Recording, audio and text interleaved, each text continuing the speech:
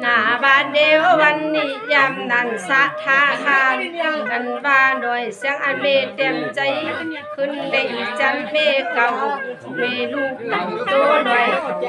อารามเจียงดีไปหาเก่าสะท่าก็ไม่ออก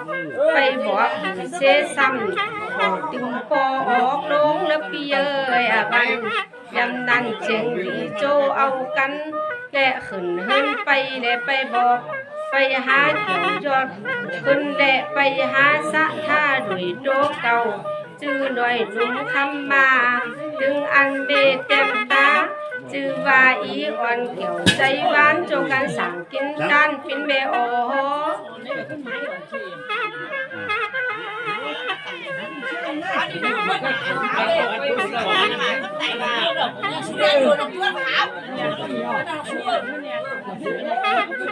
อันขาวนี่มันเหนือ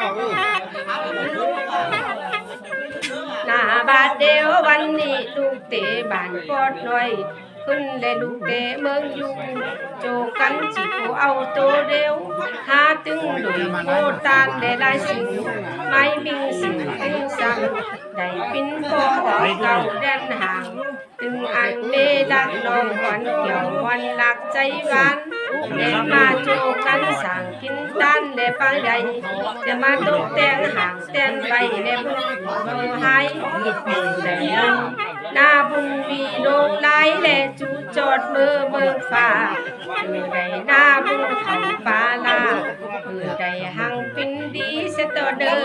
วันคือใดหน้าบุญวีคือใดเงินคำเขาไหลมาและบ่ขา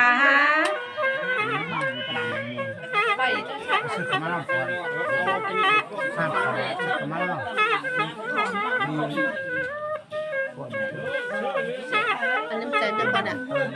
มาแล้วมาแล้ว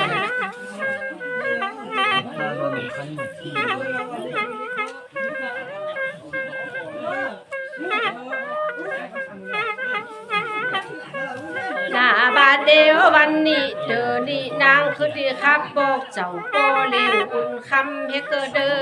วันกันว่าได้เป็นลูกแปงตาดำจื่อว่าปอจุ่มบอยได้อยู่เมือง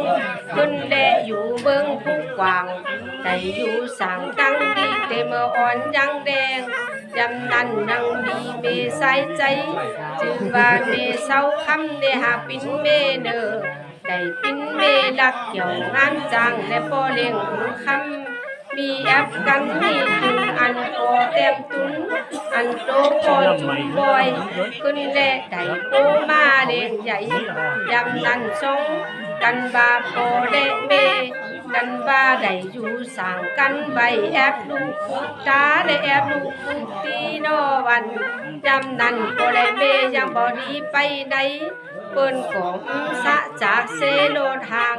เปิ้นก็มีลูกไอโดหน่อยจื้อบ่เลี้ยงอุ่นคำยำนั้นอันว่าหึงเบานั้นเจ้าใดกันว่ากำเป็นบ่เลยเมใส่ใจซ้ำมีมาและปุถา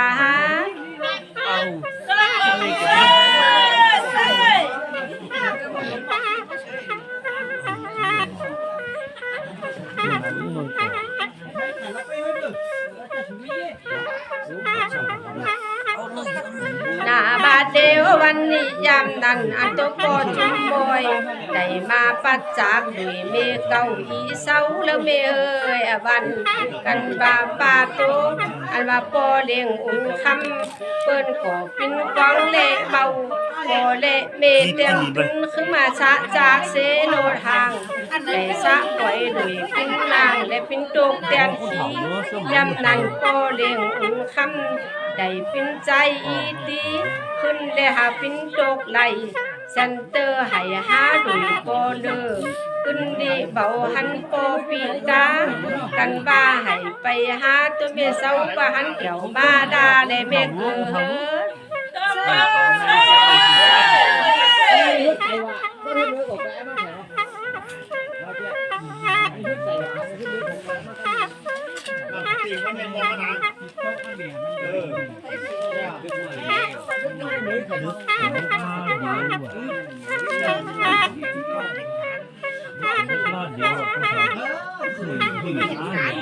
หน้าบาดเดียววันนี้สมาโตกเดินใหม่ใจเตนี่ปอเลี้ยงอุ่นคำสันเติบโตไปปีกันว่าเลี้ยวไปใส่บ้านปอปีตาและปีเอ้ยวันกันว่าโตปอเลี้ยงอุ่นคำเลี้ยวไปกว่าบ้านเกี่ยวมาดาและไปเกิดสมาโตกเดินใหม่ปอเลี้ยงให้อยู่บ่บ่อยสมาเดินเสียใจจำเตยำเบอร์หน่อยยำนั่นอันโตปอคำปอจุนบอยไปได้เมไหมใจหวานยำนั่นนี่ไปเอาเมใส่ใจและหาปินเมนาไปหักเกี่ยวเงินฟ้าและโตเมอีเคยำนั่นอันโตเมเศร้าเต็มตุนหักปินเมห่างแต่มาละปล่อยผีแซบเมาขึ้นเด็ดโตไปเมใจเมา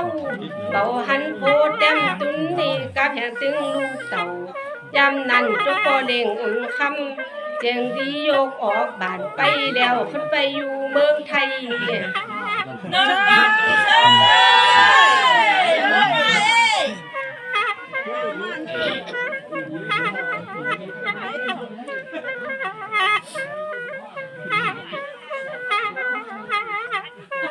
หน้าบาดเดียววันนี้ยามนั้นอันโตปีก็มีเงินใบลงไหลได้ปินสะที่สะเทลงขึ้นและอยู่เมืองไทยกว้าง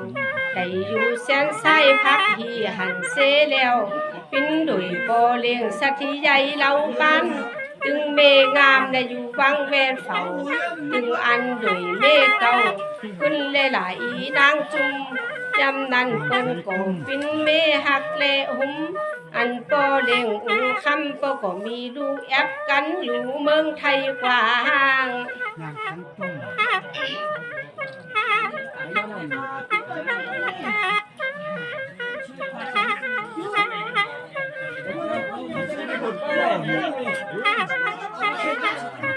หน้าบาดเดียววันนี้ขึ้นคำเจ้าหลายล้านและสองดอกโคอาเม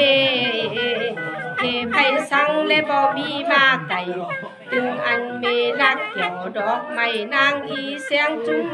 เปิ้นก็มีคุณหักและหุ้มหักปินเมเล่งเงินคำเพ่นกันใบและโจกันได้มาตกแต่งแปลงตั้งสังมาใส่บ้านนี้โลพุนขึ้นและดอกพุนและดอกเทตึงเสียงกันว่าโตปอเล่งอุ่นคำได้มาแปลงหุ้นตั้งขวางละล่างเขาสู่พุกกาคำนาบุญน้ำและไหลเหมือนได้เมื่อจูจอดในเวงเกี่ยว